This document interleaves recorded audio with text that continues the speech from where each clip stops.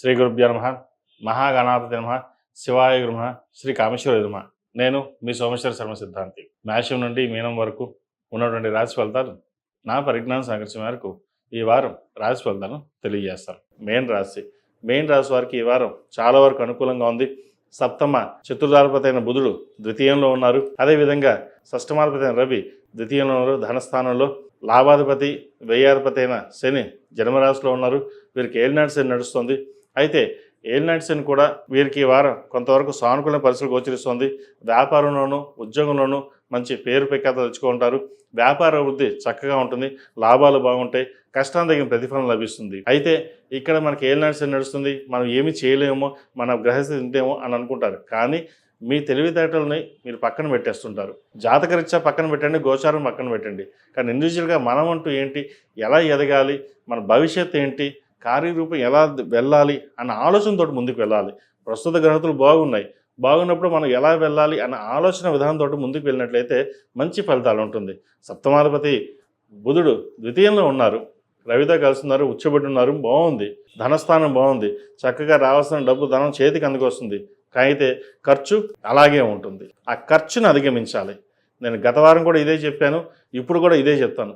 ఖర్చును సాధ్యమైనంత వరకు మీరు ఖర్చులను తగ్గించుకున్నట్లయితే మంచి భవిష్యత్తు ఉంటుంది. లేకపోతే మీరు రూపాయి కాదు, ఎన్ని రూపాయలు వచ్చినా, 10 రూపాయలు వచ్చినా, 100 రూపాయలు వచ్చినా అది అలాగే ఖర్చు అయిపోతుంది. అది ఎలా ఖర్చు అయిందో మనకు తెలియదు.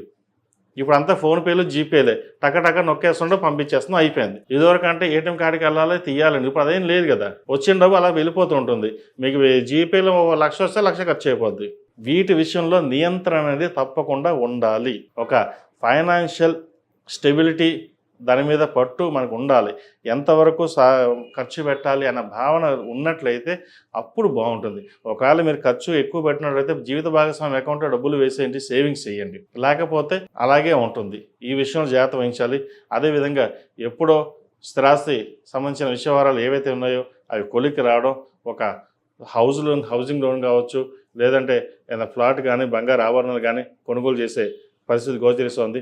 వాటి విషయంలో కూడా ఎంతవరకు అవసరం అంతవరకు ఇన్వెస్ట్మెంట్ చేయండి. సాధ్యమైనంత వరకు ధనాన్ని ఫిక్స్డ్ డిపాజిట్ లేదా బ్యాంకులో ఉంచడం కోసం ప్రయత్నం చేయండి. మంచి ఫలితాలు ఉంటాయి. అదేవిధంగా సంతానం సంబంధించిన వ్యవహారాలు చక్కగా ఉంది. సంతాన అభివృద్ధి బాగుంటుంది. పేరు ప్రఖ్యాతలు, వారి వల్ల మీకు పేరు ప్రఖ్యాతలు వచ్చే అవకాశం తప్పకుండా గ్రహతులు గోచరిస్తుంది. ఈ వారం గణపతి స్వామివారిని ఆరాధించడం, జిల్లేడు ఒత్తులతోటి దీపారాధన చేయడం చెప్పదగినది. అదేవిధంగా వీరికి ఏలినాటి శని నడుస్తుంది. 8 శనివారాలు శనికి తైలాభిషేకం చేయడం, అఘోర పశుపత హోమం చేయించడం చెప్పదగిన సూచన. ఎందుకంటే ఈ ఏలినాటి శని నడుస్తున్నప్పుడు శని భగవానుడు మనకు అనుకూలంగా ఉండడం కోసం శనికి తైలాభిషేకం చేయించడం, అఘోర పశుపత హోమం చేయించుకోవడం వల్ల ఒక 20-30% మనకి బెనిఫిట్ ఉందంటే మిగతా 70% ఏదైతే ఉందో అది ఆటోమేటిక్గా మనం చేసుకోగలుగుతాం. అంటే ఒక అడుగు మనకు ముందు వెళ్ళడానికి దైవానుగ్రహం ఉండాలి.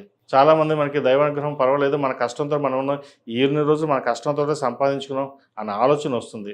ఏదైనా సరే భగవంతుడి సంకల్పం లేకుండా ఏదీ జరగదు.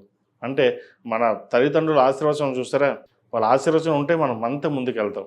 భగవంతుడు ఎక్కడో లేదు, మన తల్లిదండ్రుల రూపంలోనే ఉంటారు. వాళ్ళని చక్కగా ఆరాధించండి. వాళ్ళకి చక్కగా ఆరాధించి వారికి కావాల్సిన ఏదైతే ఉందో మీ కష్టకాలంలో మీరు ఆదుకున్నట్లయితే మరిన్ని మంచి ఫలితాలు ఉంటాయి. కాబట్టి ఈ రాశి వారికి గత వారం ఎలా ఉందో ఈ వారం చాలా వరకు కొంతవరకు బాగుంది. దానిని ఎలా మౌల్డ్ చేసుకుంటారు అన్నది మీ చేతుల్లో ఉంటుంది. ఇప్పుడు రాశి ఫలాలు ఏదంటే చెప్పేది ఇలా ఉంటుందని చెప్పడం వరకే, సూచనాప్రాయంగా మీకు చెప్పడం ఉంటుంది. కానీ దాన్ని ఎలా చేసుకోవాలో, ఏం చేసుకోవాలో మీ వ్యక్తిగత జాతకాన్ని బట్టి ఉంటుంది.